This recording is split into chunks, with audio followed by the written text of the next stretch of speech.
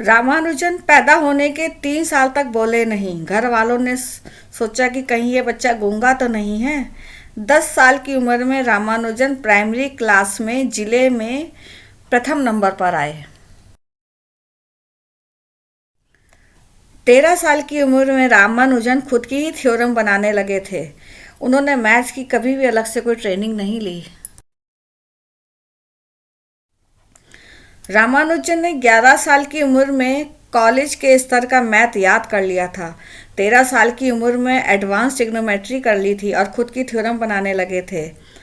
और 17 साल की उम्र में बर्नौली नंबरों की जांच शुरू कर दी थी और 15 डेसिमल पॉइंट तक यूलर कांस्टेंट की वैल्यू भी खोज दी थी। रामानुजन के बचपन की एक बात है कि एक बार अध्यापक कक्षा में पढ़ा रहे थे।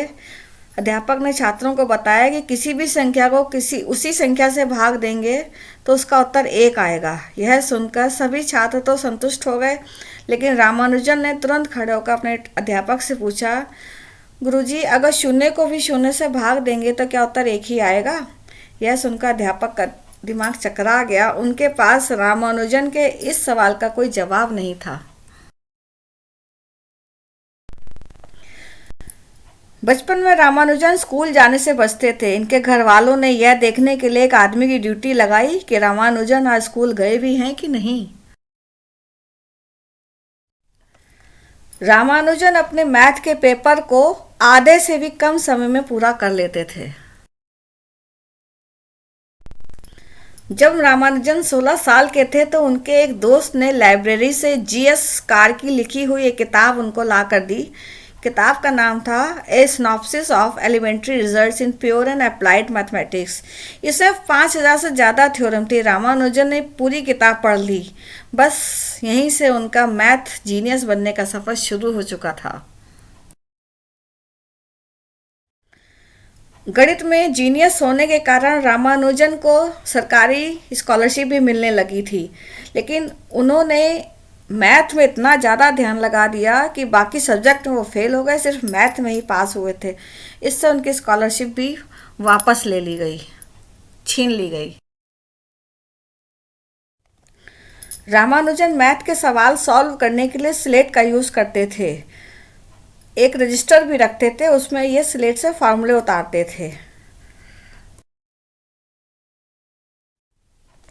1913 में 26 साल की उम्र में रामानुजन ने मैथ के 120 सूत्र लिखे और एक अंग्रेज प्रोफेसर हार्डी के पास भेज दिए। हार्डी ने पहले तो ध्यान नहीं दिया, लेकिन जब उन्होंने उनके सूत्रों को पढ़ा तो उनको लगा कि यह तो कोई बहुत बड़ा विद्वान है।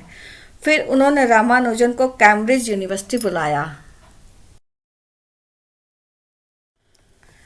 रामानुजन ने इंग्लैंड जाने से मना तो कर दिया, लेकिन हार्डी ने उनको जैसे तैसे मना ही लिया। रामानुजन धर्म कर्म के पक्के थे। इंग्लैंड जैसे ठंडे देश में भी वो रोज़ नहाते थे। पक्के ब्राह्मण होने के कारण शाकाहारी भी थे। चूँकि इंग्लैंड में मांसाहारी ज़्यादा चलता था, इसलिए खाना ठीक से न मिलने के कारण वे बीमार पड़ने लगे और उनका स्वास्थ्य दिन पर दिन गिरने लगा। रामानुजन जब 22 साल के थे तो 10 साल की जानकी से इनका विवाह कर दिया गया।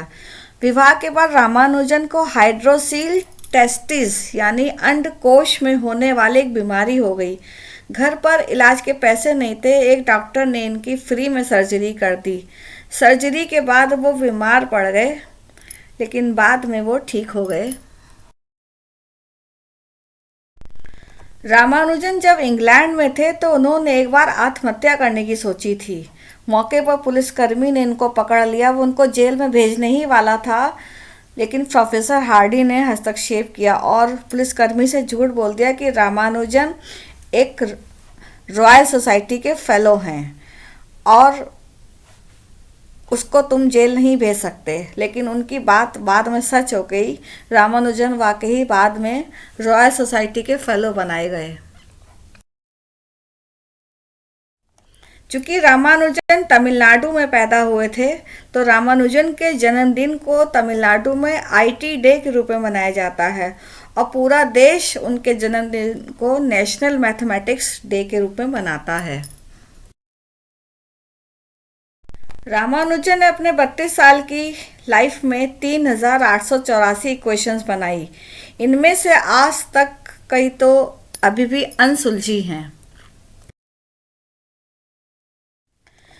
मैथ में 1729 को रामानुजन हार्डी नंबर के नाम से जाना जाता है। ये एक बहुत ही खास नंबर है।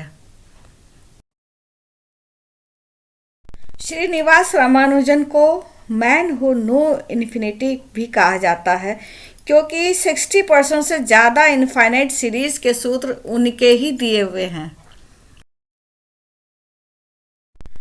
घर का खर्च चलाने के लिए रामानुजन बचपन से ही ट्यूशन पढ़ाया करते थे। जब वो 7वीं कक्षा में थे तो वो बीए के बच्चों को मैथ की ट्यूशन पढ़ाते थे। रामानुजन के बारे में कहा जाता है कि इनका जन्म नामगिरी देवी की कृपा से हुआ था। काफ़ी समय बाद तक भी जब इनकी माँ के कोई संतान नहीं हुई तो नामगिरी देवी की पूजा करने के पश्चात रामानुजन का जन्म हुआ था। रामानुजन द्वारा दिया गया मॉक थीटा फंक्शन का उपयोग इंटरनेट को अधिक सुरक्षित बनाने के हल को तलाशने में किया जा रहा है। ब्लैक होल्स के रहस्यों और मौलिक अणुओं के परस्पर स्वभाव को समझने के लिए भी मॉक थीटा फंक्शन का इस्तेमाल वैज्ञानिक कर रहे हैं।